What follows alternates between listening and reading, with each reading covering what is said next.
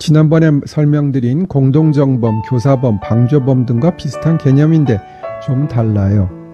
간접정범은 법문에는 어느 행위로 인하여 처벌되지 아니하는 자 또는 과실범으로 처벌되는 자를 교사 또는 방조하여 범죄 행위의 결과를 발생하게 한 자는 교사 또는 방조의 예에 의하여 처벌한다 라고 되어 있어요. 예를 들어 드릴게요. 형사 미성년자나 정신 이상자를 범행 도구로 사용하는 경우가 있어요. 예를 들어 형사 미성년자로 하여금 다른 사람에게 독약을 먹이게 해서 살해하는 경우를 들 수 있어요. 이런 경우에는 형사 미성년자 즉 책임 무능력자를 이용해서 범죄를 저지른 것이고 이 사람은 간접 정범이 되는 것이에요. 간접 정범의 요건으로는 피이용자와 이용 행위가 필요해요. 먼저 피이용자 즉 이용을 당하는 사람 설명드릴게요. 첫째, 어떤 행위로 인해 처벌되지 않는 사람이에요. 여러 가지가 있는데 우선 피이용자의 행위가 구성요건에 해당하지 않는 경우예요. 예컨대 자살이나 자해가 이에 해당하겠지요. 다른 사람을 죽이거나 다른 사람을 다치게 하면 처벌받지만 스스로를 죽이거나 다치게 하면 처벌받지 않아요. 그리고 자신을 추행하면 강제추행이 되지 않으나 자신을 어떻게 추행하죠?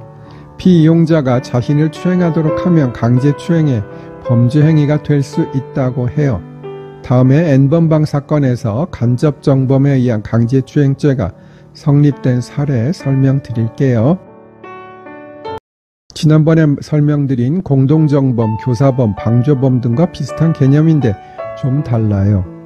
간접정범은 법문에는 어느 행위로 인하여 처벌되지 아니하는 자 또는 과실범으로 처벌되는 자를 교사 또는 방조하여 범죄 행위의 결과를 발생하게 한 자는 교사 또는 방조의 예에 의하여 처벌한다 라고 되어 있어요.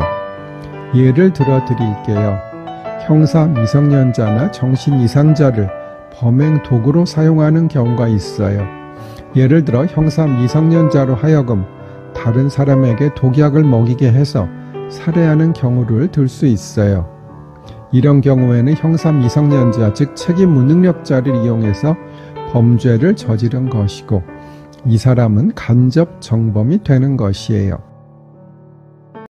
간접 정범의 요건으로는 피이용자와 이용 행위가 필요해요.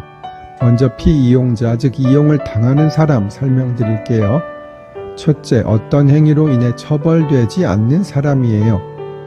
여러 가지가 있는데 우선 피이용자의 행위가 구성요건에 해당하지 않는 경우예요. 예컨대 자살이나 자해가 이에 해당하겠지요.